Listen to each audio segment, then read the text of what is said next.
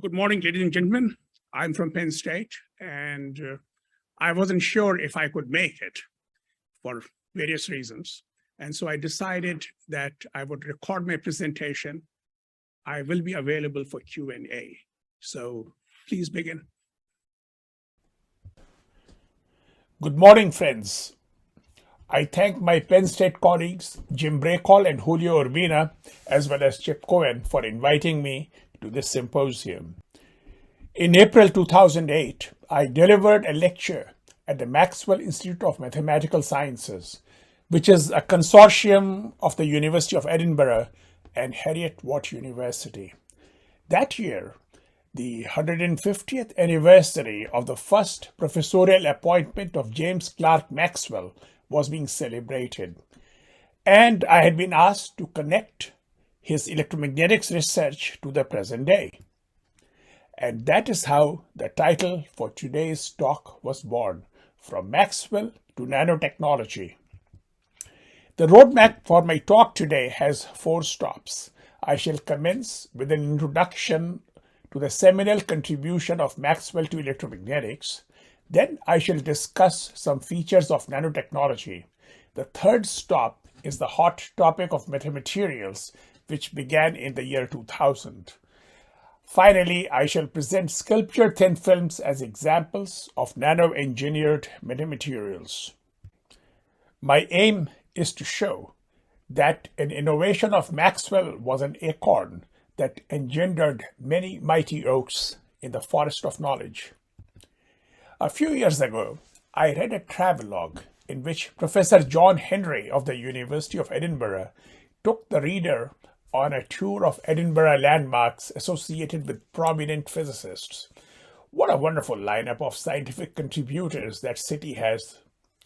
From John Napier, the inventor of logarithms, to Peter Higgs, on whose boson the standard model of particle physics squarely rests. But of the 17 illustrious physicists in that travelogue, no name shines brighter than of James Clerk Maxwell. Today, he would have fitted in any major research university with his multidisciplinary research focus. Had Maxwell just worked on the kinetic theory of gases, his name would have been immortal. There is the Maxwell-Boltzmann distribution for the fraction of gas molecules at a specified speed at any given temperature. There is Maxwell's demon that could conceivably violate the second law of thermodynamics by sorting particles by their energy.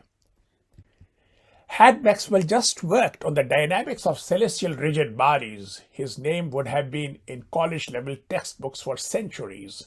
He theoretically showed the particulate nature of Saturn's rings, confirmed by both Voyager spacecraft in the 1980s. The particles are not stable, however, and will vanish into Saturn in about 300 million years.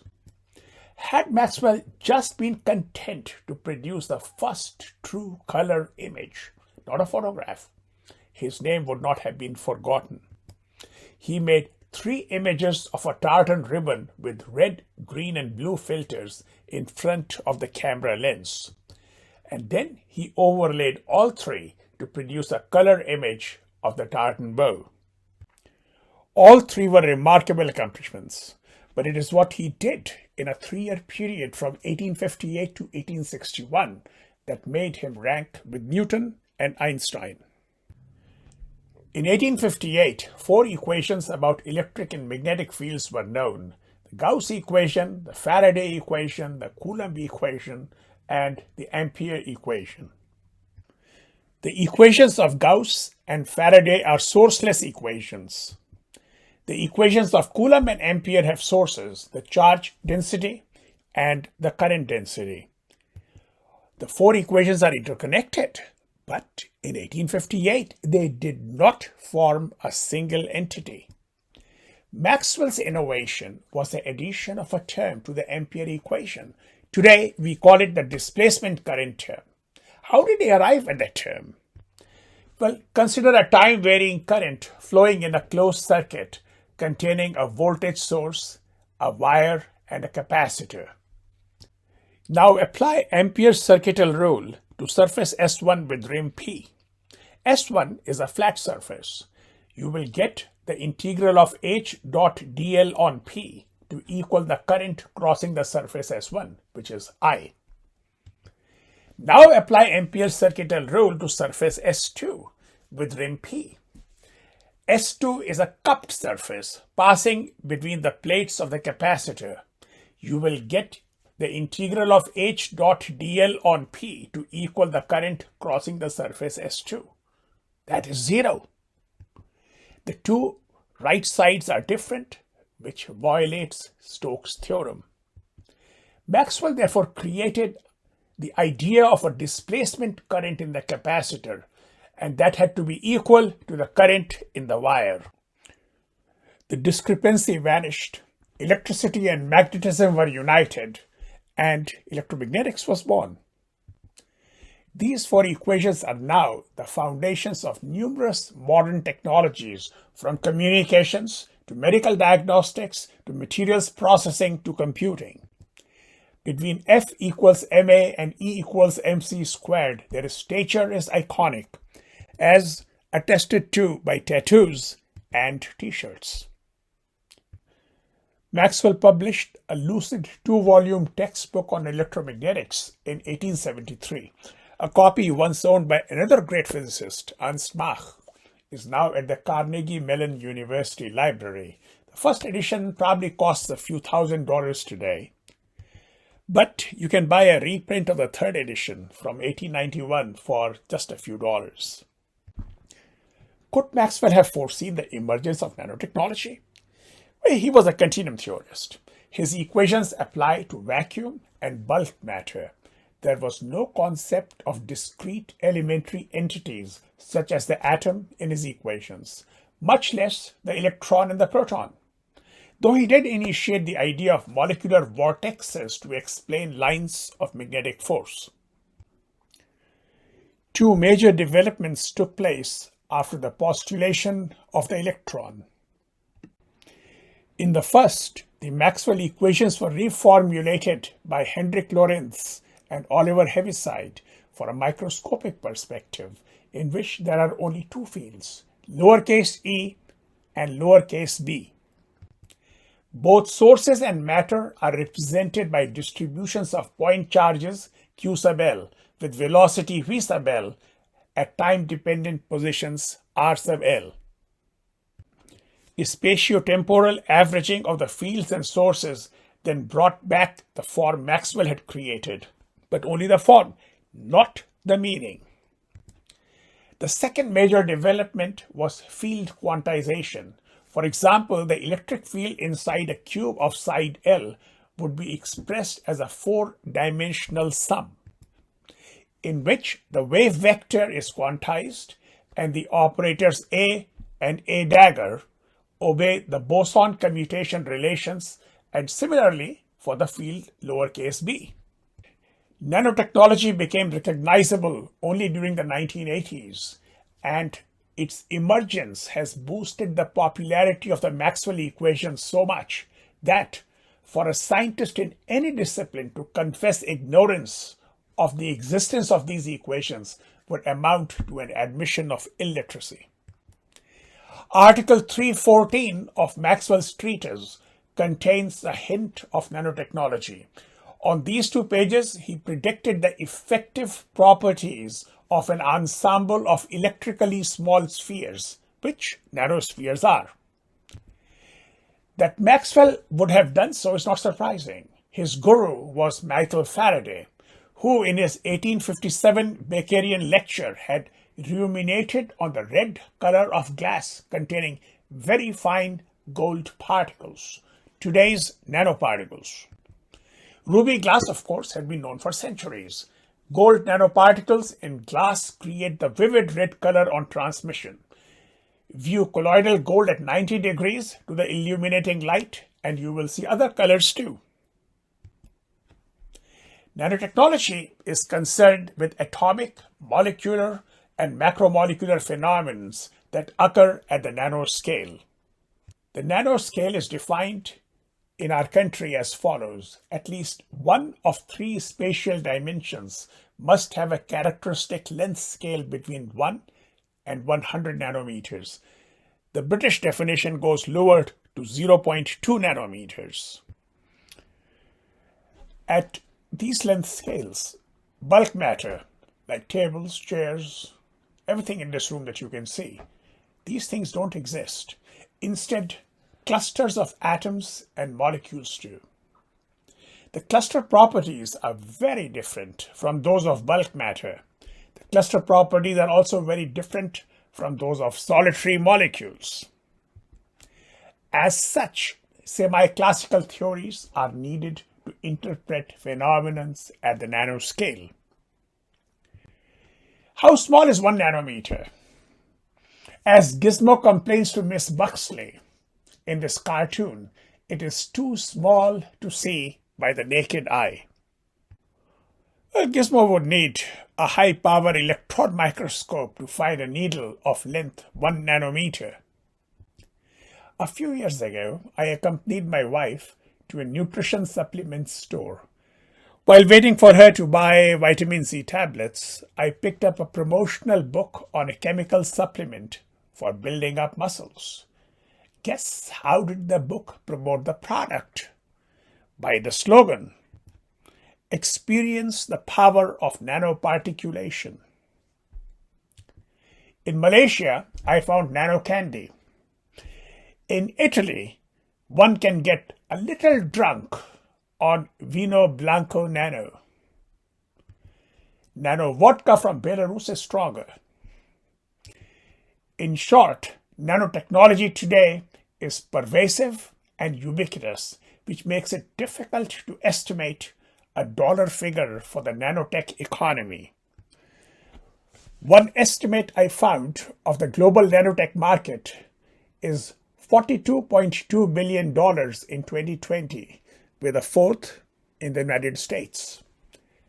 The global figure is expected to increase by 75% in 2026. It may be better today to speak of nanotechnologies rather than nanotechnology. There are incremental nanotechnologies, primarily using nanoparticles and thin films. Evolutionary nanotechnologies, which are of more recent vintage and are exemplified by quantum dots and carbon nanotubes. And radical nanotechnologies that are not yet clearly in sight. But some consider the appearance of radical nanotechnologies to be imminent. Even movies depicting visions of radical nanotechnologies have been made in the last few years. My favorites are Gattaca and the second version of the Manchurian Candidate with Denzel Washington, not Frank Sinatra. Nanotechnologies involve the engineering of materials. Some types of engineered materials are so different in their properties from other types that they are nowadays called metamaterials, that is, beyond materials. Now, engineers have had an inordinate fondness for composite materials right from the Bronze Age, when they alloyed copper with tin to make bronze. Surveys of materials literatures reveal that until about 1970, most papers reported measurements of electrical properties, mechanical properties, thermal properties, etc. of materials under different ambient conditions. The research front shifted thereafter to a higher level question. I want a material that can respond to an applied voltage or an applied force in such a way under these ambient conditions. Can you find or design a material, composite or otherwise, that will satisfy these requirements? The concept of design of a material for a specific functionality emerged. About the year 2000 came a further shift. So confident did industrial managers become of the prowess of material scientists and chemists that they started posing an even higher level question. I want this device or this structure to operate in such and such way. Figure out first the performance requirements for the materials required, and then design and fabricate those materials. Design for system performance calls for multifunctionality. Materials have to be multifunctional. Let me explain multifunctionality with a splendid example described by my Penn State colleague Chuck Pecos. And the example is the fuselage of the Boeing 787 Dreamliner. Now, there are usual mechanical requirements on an aircraft body. Lightweight, because you want fuel efficiency. High stiffness, because you don't want the body to deform. And high strength against rupture. For the 787, there were at least two additional requirements that I know of. The first was for a quiet cabin. Therefore, the outer body would have to acoustically isolate the cabin from the wing-mounted engines. The second additional requirement was for a more moist cabin so that fewer passengers would suffer nosebleeds. This called for thermal isolation of the cabin from the external atmosphere so that condensation would not occur in the cabin at high altitudes. Nowadays, conducting and other fibers are embedded in an aircraft body for reinforcement, to serve as antennas, for sensing the environment, for monitoring the structural integrity of the fuselage, and even to morph the body for greater fuel efficiency. The term metamaterials appeared in 1999. Roger Walzer of the University of Texas at Austin coined it. In 2001, he gave a formal definition in a book chapter. Macroscopic composites having a man-made three-dimensional periodic cellular architecture designed to produce an optimized combination not available in nature of two or more responses to a specific excitation. I have two issues with this definition. The first is the sexism inherent in the term man-made. The second, how can anyone explore the breadth and depth of nature? We can dispense with both problematic issues and make the definition leaner. Periodic composites designed to produce an optimized combination of two or more responses to a specific excitation.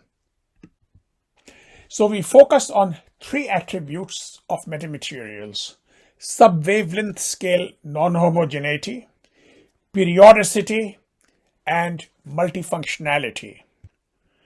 All three attributes can be realized using the geometric notion of cellularity. Cellularity and multifunctionality are the obverse and the reverse of the same coin, and it is a 24-karat gold coin. Cellularity in structure leads to multifunctionality in performance. How? Think of a machine. It is made of many small components. Each component performs a simple task, but the assembly of components can perform many very complex tasks. A simple example is the Swiss Army knife. A more complex example is the office copier that needs the operator to have at least a PhD. Now, think of fabricating elementary devices that may be classified as elements of different phenomenological types. Some are energy harvesting and energy storage elements. Others are sensor elements. Yet others are communication elements, and so on. Assemble several mutually compatible elements in a cell. make different types of cells. Now arrange the cells in different formats. In the simplest format, all of the cells are of the same type. You automatically have periodicity then. But more complicated formats are also possible. As an example, different types of cells can be arranged in spatially non-overlapping domains. In each domain, there are cells of only one type. Two different domains have cells of two different types. Thus, there is local or domain-wise periodicity, but overall, the structure is graded functionally. One can even have a fractal metamaterial in which all the cells are identical in constitution, but are of different dimensions. Chip Cohen is a pioneer in this area. There is a biomimetic flavor in this conceptualization of metamaterials. A cell can be thought of as analogous to a biological cell. A biological cell has many different organelles, such as mitochondrions, ribosomes, vacuoles, a nucleus with a nucleolus, and so on. Each organelle performs a specific function. Just as masses of different types of biological cells act as multifunctional organs, so can supercellular assemblies serve as multifunctional materials.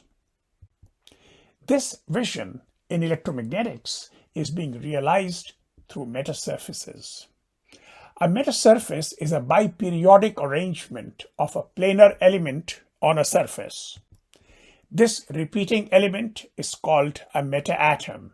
These artificial materials have become immensely popular in the last decade. As this graphic shows, there are several classes of metasurfaces, including passive metasurfaces, active metasurfaces, gradient metasurfaces, and so on. These devices are used for controlling the frequency, polarization state, and wavefront. They can be switched between reflection and transmission modes. They can work as tunable and switchable absorbers. They can be designed to cloak as well as to sense. Let me refer to Chip Cohen's work on microwave metasurfaces for cloaking here. Now, this example is of an X-band antenna with a metasurface. And these are X-band polarization converters. We can make multifunctional and multi-controllable metasurfaces by using two or more materials in the metaatom. One material could have thermally affected electromagnetic properties. Another material could have electrically or magnetically or pressure affected electromagnetic properties. The metaatoms can be assembled in diverse arrangements. Singly controllable metasurfaces have been experimentally realized. These can also be bifunctional. Multi-controllable ones have been designed but not yet experimentally demonstrated to my knowledge. Many techniques are available today to fabricate metasurfaces. These include self-assembly, physical vapor deposition, chemical vapor deposition, lithography, and printing. These techniques can also be hybridized. And now I come to the last stop in this talk. Sculpture thin films with which to exemplify nano-engineered metamaterials. These are assemblies of parallel curved wires whose diameters are on the nanoscale or the submicron scale.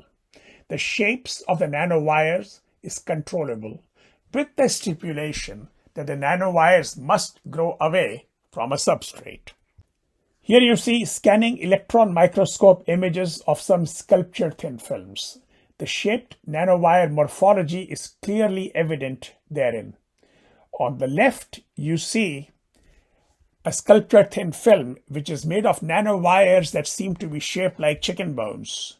Then in the middle, the nanowires are shaped like C's. And then on the right side, you see nanowires that are shaped like S's. As the nanowire assembly grows, the shape can be changed almost abruptly. Here you see helical nanowires with the pitch changed abruptly almost midway through the sculptured thin film. The abrupt change in nanowire shape occurs within 3 to 5 nanometers of growth. This is because sculptured thin films comprise the clusters of 1 to 3 nanometers as building blocks. The inter-nanowire as well as the intercluster porosities can be controlled by varying the deposition conditions. Let me go on to chiral sculptured thin films, which are assemblies of nanohelixes. On the top, you see, is a structurally right-handed chiral STF.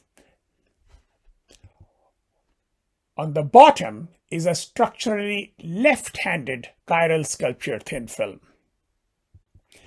Polarized light can also be chiral. Now suppose that circularly polarized light falls normally on a chiral sculptured thin film. If it has the same handedness as the chiral sculptured thin film, then this light will be highly reflected. If the two handednesses are opposite, then the reflectance will be small. This polarization state dependent phenomenon is called a circular Bragg phenomenon, and it occurs in a specific spectral regime. Here you see a blue band in the transmittance spectrum of incident circularly polarized light. The chiral STF is structurally right-handed. The blue band is absent in the transmittance spectrum of incident left circularly polarized light. So the structurally right-handed chiral STF can be used as a band stop filter for right circularly polarized light. The blue band switches if the nanohelices are left-handed. Hence, the structurally left-handed chiral sculptured thin film can be used as a band stop filter for left circularly polarized light. We can take one period left-handed, one period right-handed, then the next period left-handed, and the next period right-handed, and so on.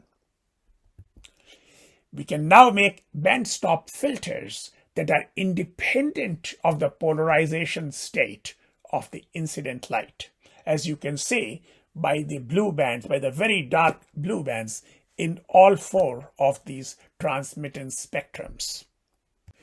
An important type of band stop filters is the spectral hole filter.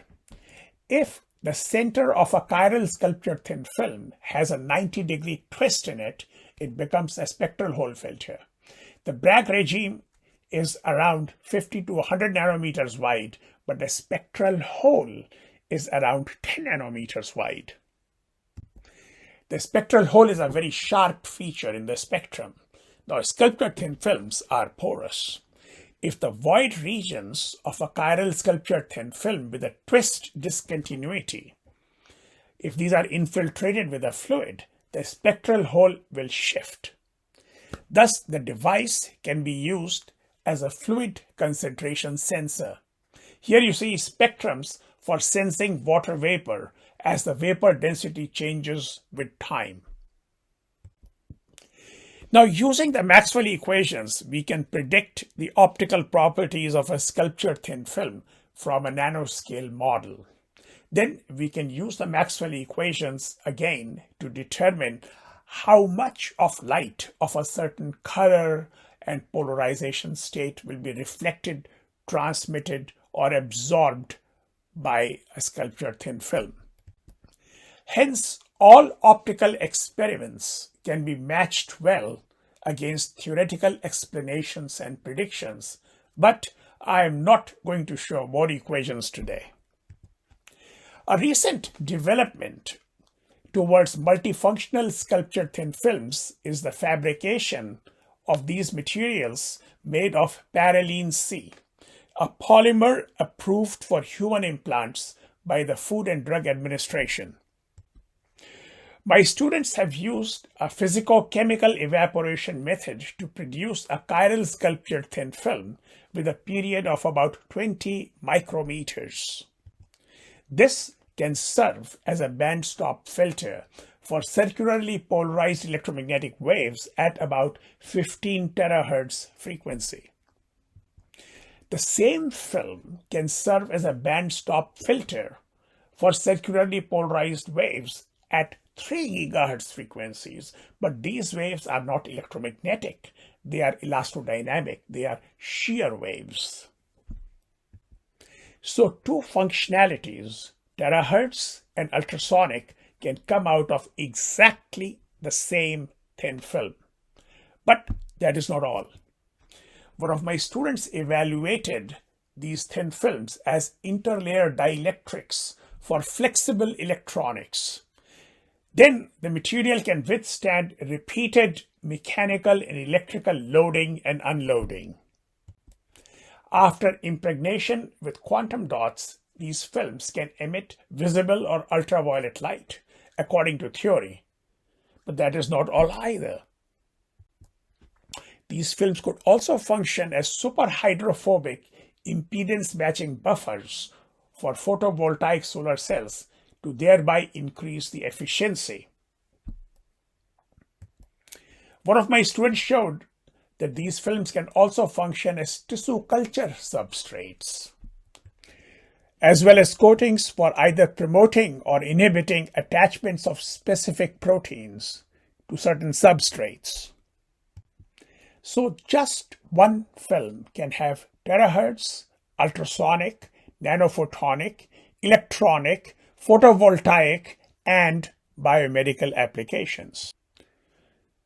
Through just a few examples, I have shown you that the interplay of material type and diversity, macroscopic geometry, and microscopic morphology is a vibrant arena for electromagnetics researchers today.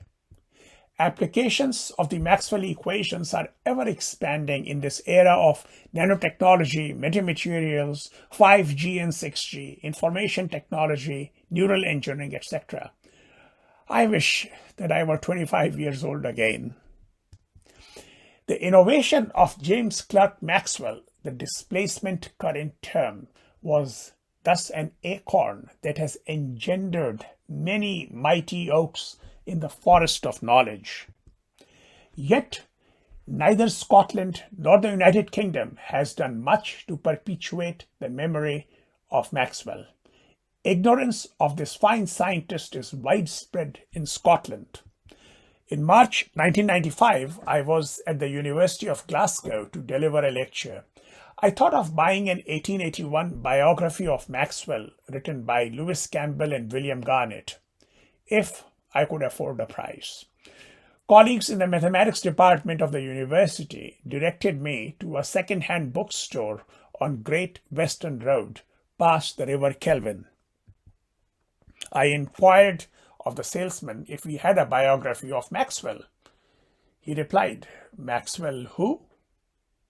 Even after I said to him that Maxwell was arguably the greatest scientist to ever hail from Scotland, he was not able to recognize the name. Fortunately, in 2008, a statue of Maxwell was installed in Edinburgh. I think that it is the only public statue of Maxwell on this planet. Holding a color wheel, he is sitting on a chair with his dog Toby on the floor. The 4 Maxwell equations are inscribed in a plate embedded in a big pavement surrounding the plinth. Earlier this year, some of us great-grandchildren of Maxwell, intellectually speaking, we gathered in his Edinburgh home for a symposium on theoretical electromagnetics. The address is number 14 India Street. All of us trotted over about 10 blocks to be photographed with his statue in the evening. At the door of Maxwell's house, here you can see me with Maxwell, my grandson. And that's all, folks. I have not exceeded my allocated time, so I'm happy to take questions. Thank you. Thanks, Shiv. So where do you see the? Hang on.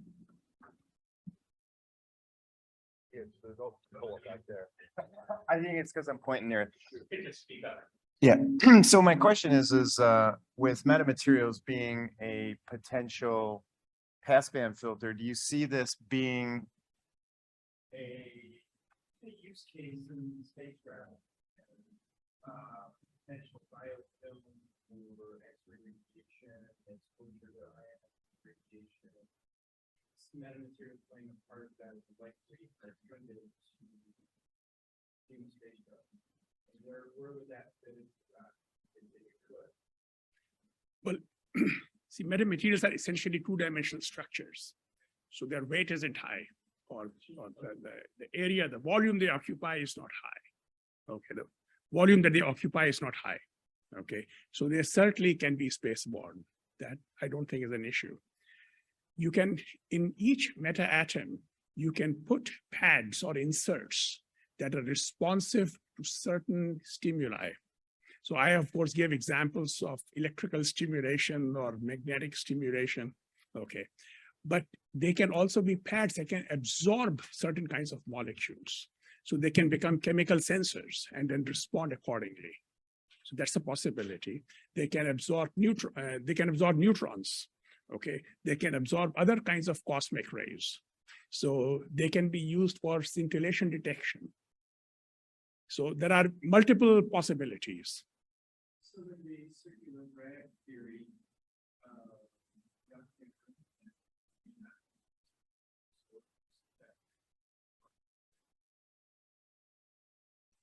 so if you take metasurfaces and take identical metasurfaces, okay, and that they should be operating in the transmissive mode as much as possible, then put the second metasurface on top, but twist it a bit. Then put the next metasurface and then twist it a little bit more. Okay, so in this way, you will acquire a structure like this, a spiral structure, and then that will certainly show the circular Bragg phenomenon.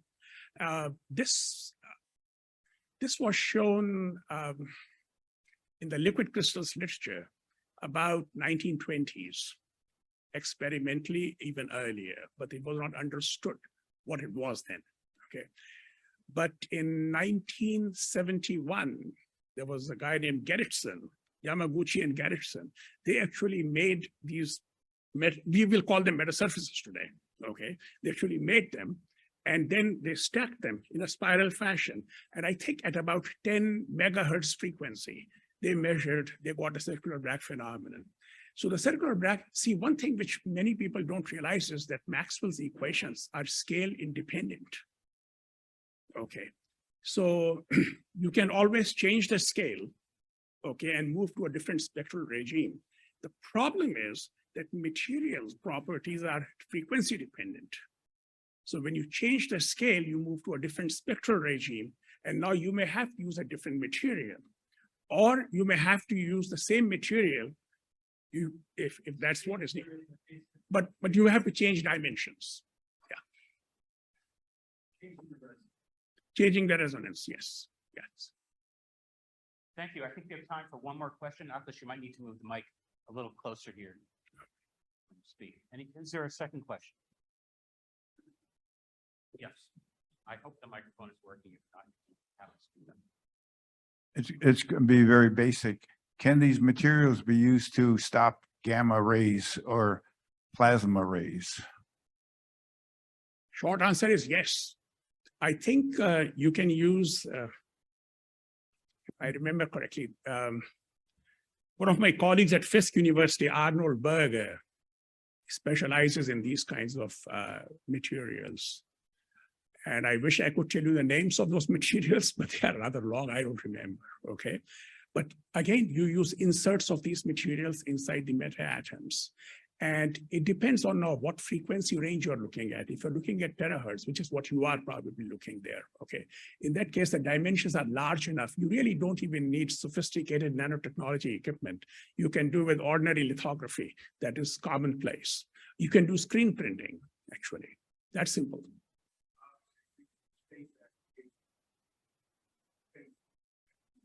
Yes, and you can actually deposit them on fabric, and that can be folded and then unfolded.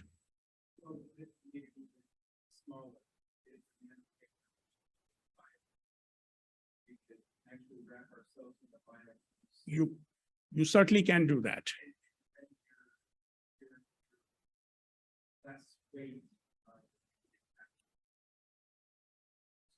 So I think the smallest or the highest frequency range that has been addressed is about blue, in the blue range. Okay. And some of those metamaterials have actually been printed, inkjet printed. Even that is possible. Okay. But large area production is a very different matter. And that is an industrial issue. I'm not competent to comment upon that. Yeah. Thank you. Thank you very much.